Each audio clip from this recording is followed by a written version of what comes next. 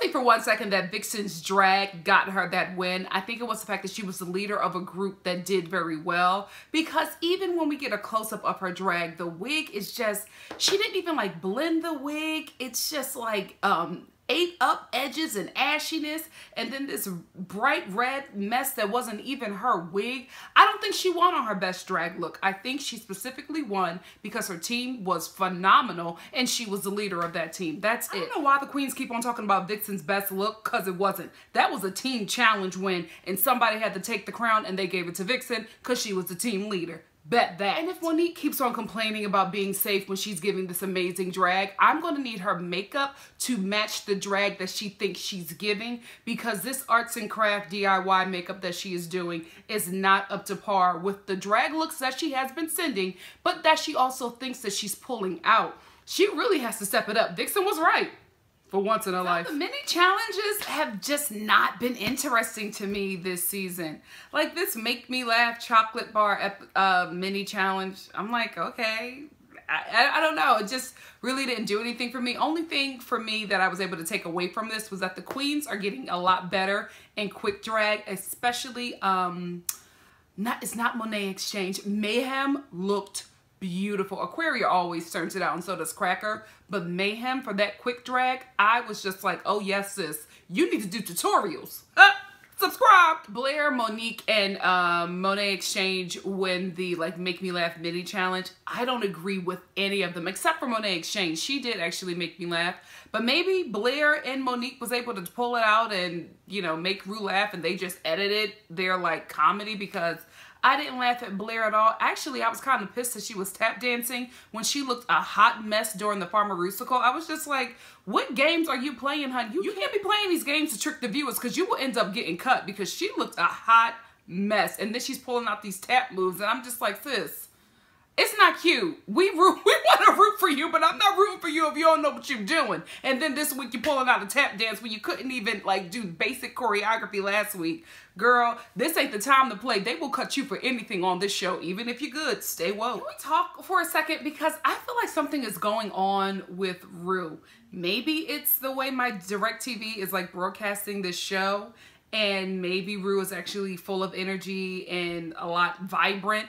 But the Rue that I'm watching on my TV is very like, you know, muted and very slow, not the energy that she normally brings, or that Rue normally brings when, you know, he enters the workroom. So I just don't understand what's going on. And I also feel like there's a voiceover of Rue's voice. Maybe Rue was actually sick on this episode. That's probably what's going on. But it just seemed very slow. And I think the show is feeding off of Rue's energy, because it seems to be very slow and not very eventful so far. Because I was watching it and I was just like, what is going on with Rue? And then also, doesn't this commercial that they have to create for this app remind you of Farmarusical, which was last week? Season 10, what are you doing? First of all, so they keep on getting a close-up shot of Eureka, and I just keep on looking at her bang, which looks like those like hood, like it looks like a hood hair store clip-on bang that you put when you're like wearing a ponytail, but you don't want to like cut or straighten your own hair. So you like buy this clip-on bang to like clip into your ponytail and then bring your, listen. I'm like, Eureka, why are you wearing this clip-on bang? And then also, so can we talk about how Vixen is over Eureka? Eureka is over here talking about, we can make fat jokes about me. I don't mind. I'm okay with it. And Vixen is looking at her like, if looks could kill. Mayhem, sis, you were in my top. I am fighting for you. If you send yourself home because you are just not playing ball in this team challenge, I can't. Like, oh my gosh, please. We cannot, listen, we've had a very hard All-Stars 3. I need these queens to start bringing it. I was really excited when they were being introduced, and now it just seems like the mini challenges and the main challenges, nobody's really coming through. People are winning based off of Lord knows what. And then I got like one of my top queens who decides to be a mute this episode. What is going on? What the hell is going on this episode? What is going on with Yuha? She's like snapping at her team members. Oh gosh, I don't know who's going on, because they're focusing a lot on Mayhem, then they're focusing a lot on Yuha, and I'm just like, they're both good queens. I wouldn't want either one of them to go. I think at this point it might be Yuha because she didn't pull it last challenge, and this challenge it seems like she's a throwaway, and then she's getting into like petty arguments with her team members. Like, what is going on this episode, guys? Then we have our Vanessa Vanjie moment. Yes, the queen still lives.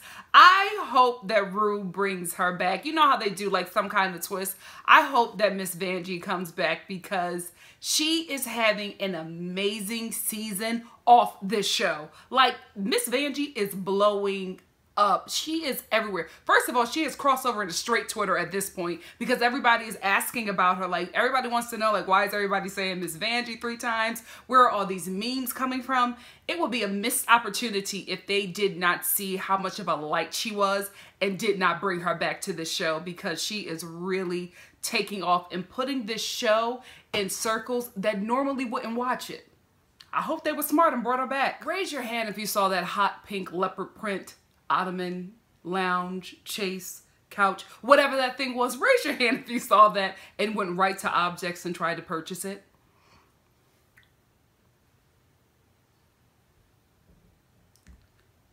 I'm a drag queen at heart. Don't judge me. Oh, Monique's team is in trouble, and I don't think they're trying to pull a gag to make us think that one team is doing bad when they're really doing very well. No, Monique's team is in trouble. None of them know what's going on, and I think if this team is at a bottom, Monique is going home because she was the leader. Vixen was the leader of the Pharmaceutical team that won last episode, and she actually became the winner. So I think if they're going off of that type of judging, then Monique may be going home. Or at least lip syncing for her life. Mayhem, sweetie, you can't be doing this. I could have did a better job. If I was somebody else, I would have done it better. If I was a narrator, I could have really, you know, shown what I was able to do. If I didn't know what to do with the dominatrix, I didn't know where to go. You are a grown woman, okay? You can speak up. You can say what you want to do and what you don't want to do. You know your abilities at this point. You're in your 30s. Like, if Mayhem ends up in the bottom, that is on Mayhem. It's nobody else's fault. Mayhem should have said something. Monique said, closed mouths don't get fed. She knew that Mayhem wanted to probably do something different, but Mayhem spoke up and said, no, I'm okay. I'll just take the part where I have no lines. This is a competition. You need to make yourself look good, even if your team looks like it's going down in flames. So Mayhem not having any lines and looking ridiculous is on Mayhem. She had a chance to say something. She refused. It's on you, boo. Own it. Blair's a Broadway baby.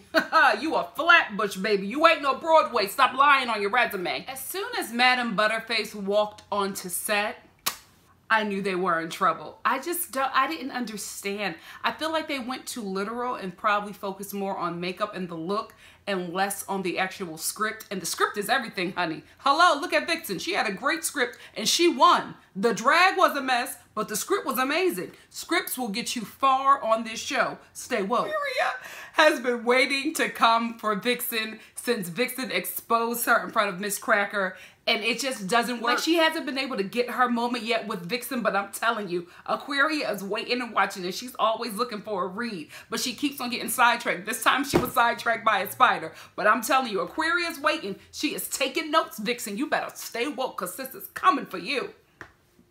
Please don't beat her up, Vixen. You seem like the type. So, listening to Dusty's story about coming out and being exercised and everything, the sad part, like, it was extremely sad.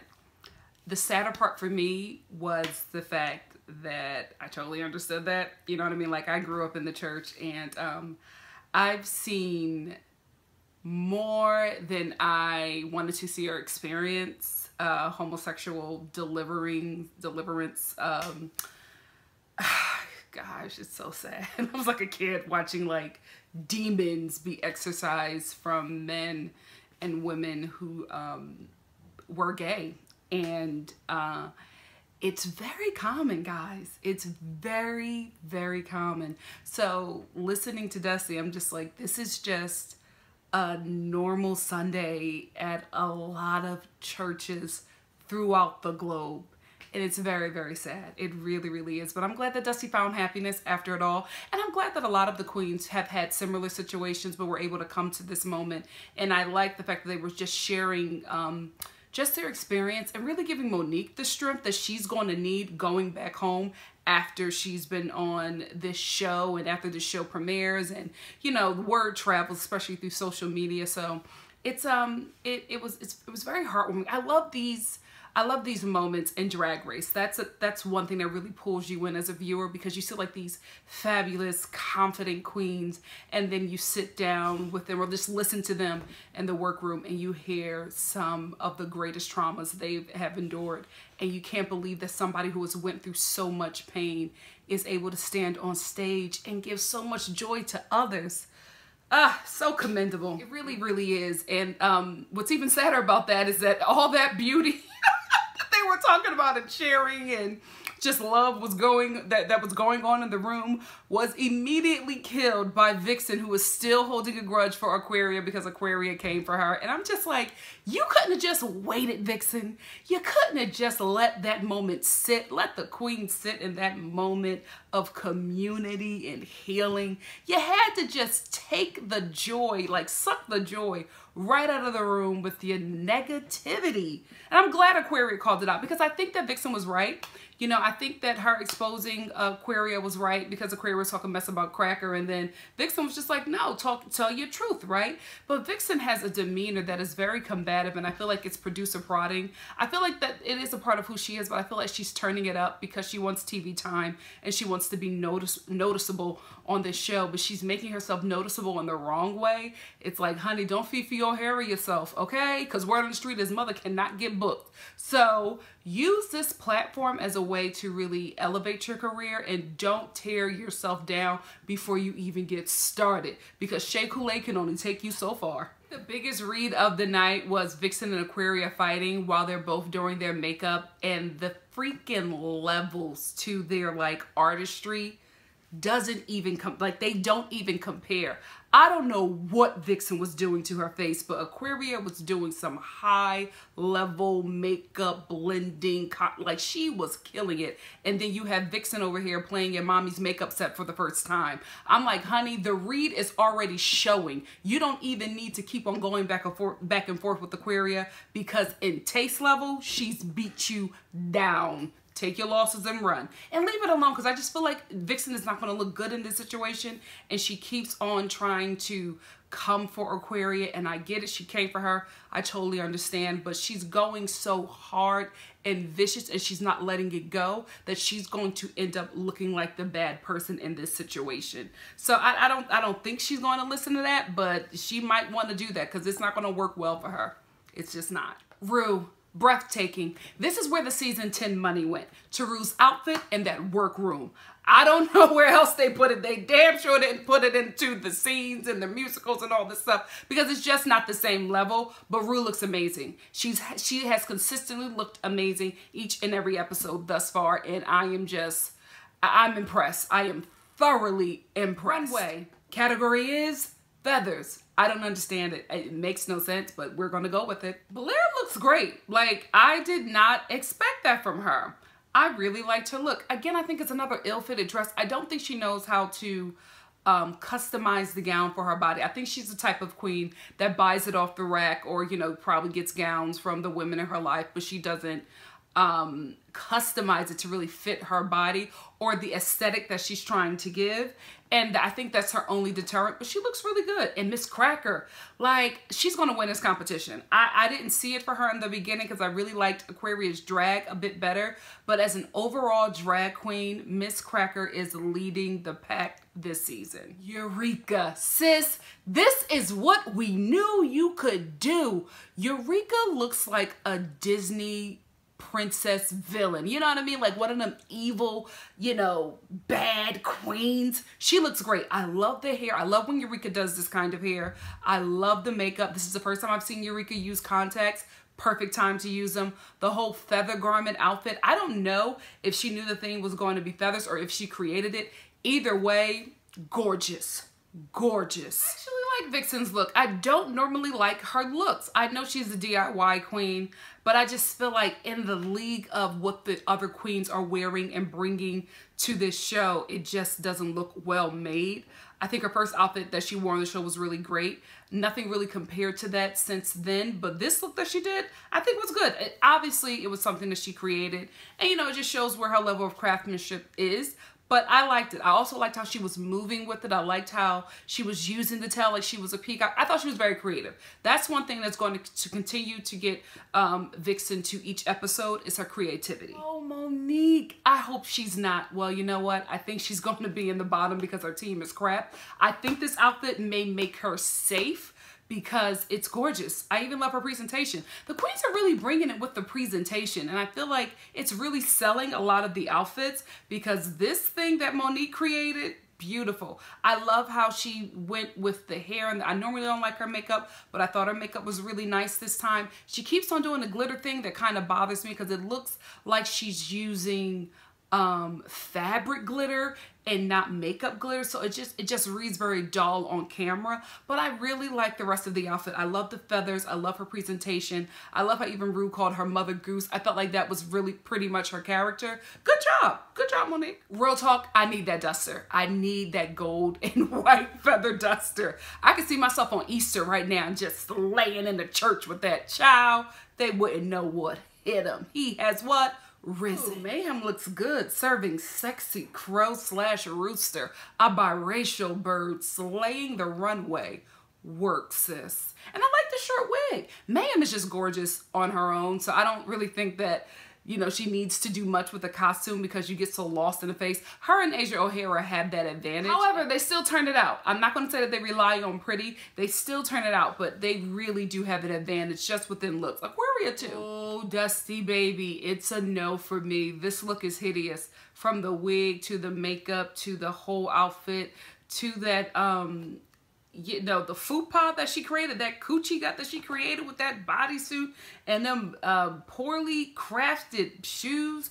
It didn't look right. And you know, y'all know I love Dusty. Dusty is still on my top, but I don't know if she's gonna last after this week, because this outfit, it just doesn't match up what has already been sent down the runway. You know, so a lot of people in the comments section have been like, you are underestimating Cameron. You really need to watch out for Cameron. And I'm going to say you guys are right. Cameron kills it on the runway. In other challenges, not so much, but the runway, I have been consistently wowed by Cameron every week that she has sashayed down the runway on this show. This look, I can't even describe it. And she knows that she looks great, because the way she is walking down that runway is like, oh yes, I'm owning this. You know I look great. You can't look nowhere else. Like her posture and the way she is gliding, she knows that that outfit is sickening. Okay, Cameron, I'm starting to see it. I'm starting to see it. You have me convinced on the runway. You got to work on your challenges. This is a Disney villain. Can you guys let me know in the comments section below if you know if the queens brought these costumes, if they knew about the theme and they brought these outfits, or if they made them there. Either way, I'm still amazed, but if they made these costumes within the time that they were there, these outfits, wow. Monet Exchange from the neck up looks amazing. I love how she does her makeup. I love how she's very comfortable with her features in these short wigs. I mean, make it work, sis, okay? However, the outfit just looks very cheap. It looks very Khloe Kardashian Williams. It really, really does. It just doesn't match what has come down the runway. And to send a damn train, and to send Cameron down the runway before, or even show Cameron before you show Monet Exchange in this like off the rack outfit, tragic. Asia, at first, I'm gonna be honest with you, I hated it. I hated Asia's outfit at first.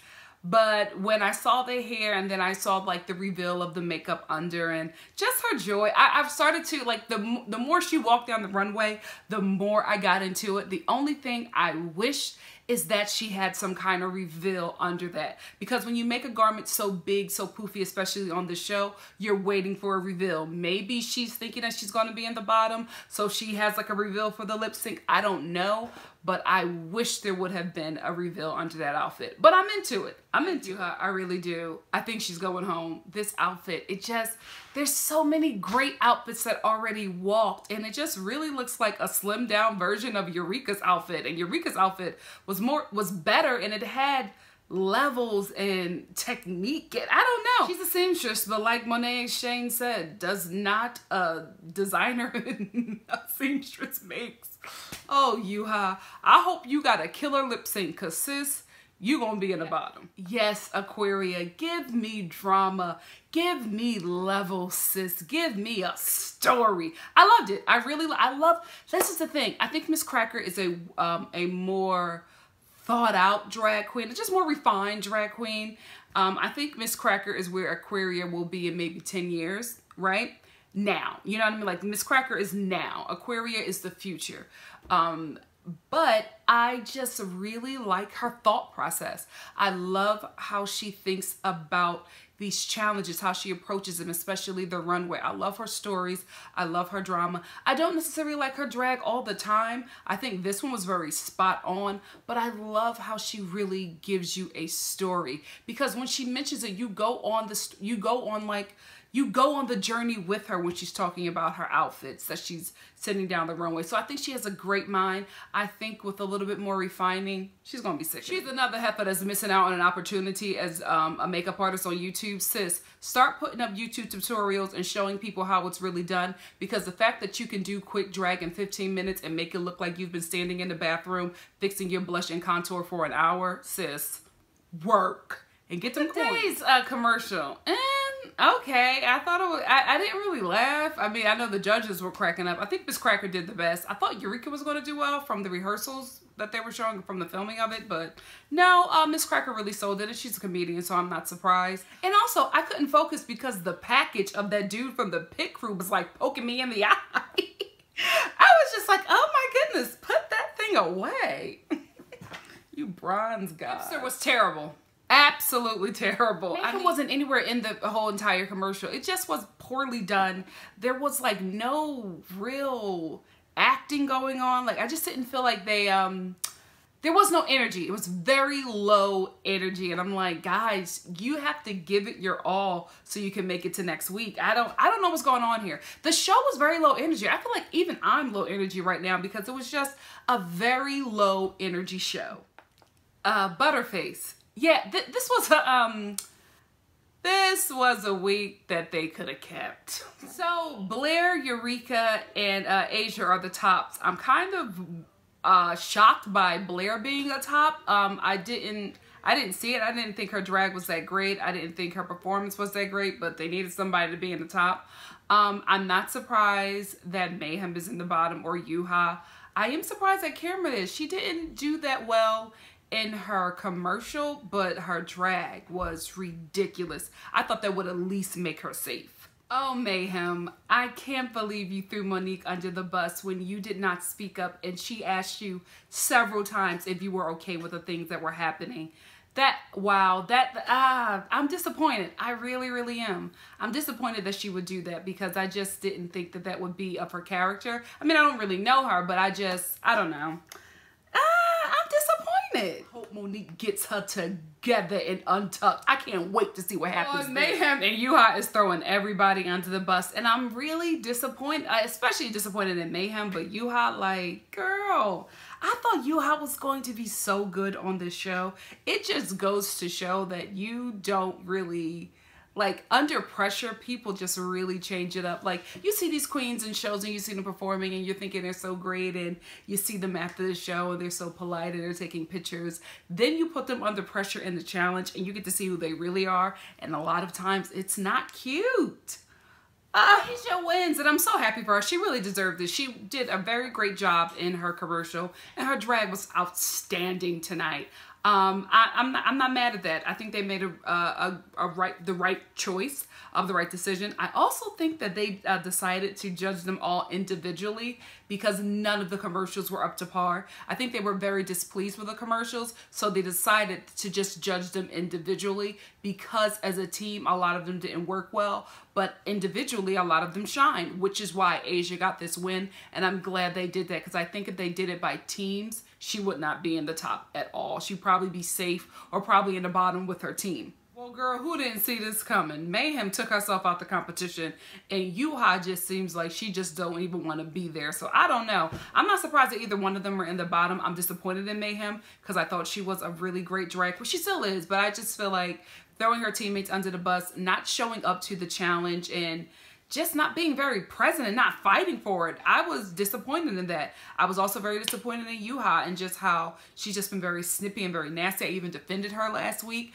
but then to see her actions this week, I'm like, I can't defend that. Like, you're not really giving me anything to go up for you on. Like, you're just being nasty every time and you're not really taking direction, and anytime the judges try to say something about your outfit, you come back with a snide comment or like a defensive comment, and it just doesn't work because your drag is not that good for you to be walking around with this attitude. So I'm not surprised. I do think that Mayhem may turn it out and win the lip sync for her life, and I hope that she comes back with more energy. This episode was just so, like, normally guys, I'm going up for this show, but it was just very low energy, and it started with Ru in that workroom and just went downhill from there. So I'm still keep on watching, and then I'm gonna watch Untucked to see what's going on there, but I think that Mayhem is going to pull out a win. Let's see. So Mayhem ends up winning, and it was just a really lackluster lip sync. I don't think she turned it out into the end when she started ripping off her feathers, and I think also her contacts helped her win, but I'm just like, you have an iconic song like Celebrity Skin by Hole, and this is what you guys do, air guitars. This episode, ugh. I could have kept it. Real talk. And is it me, guys? Let me know what you think about this episode in the comment section below. I just felt like it was just very lackluster. And, yeah. So that's where it ends. I'm not shocked that Yuha went home. She was getting the edit, you know what I mean?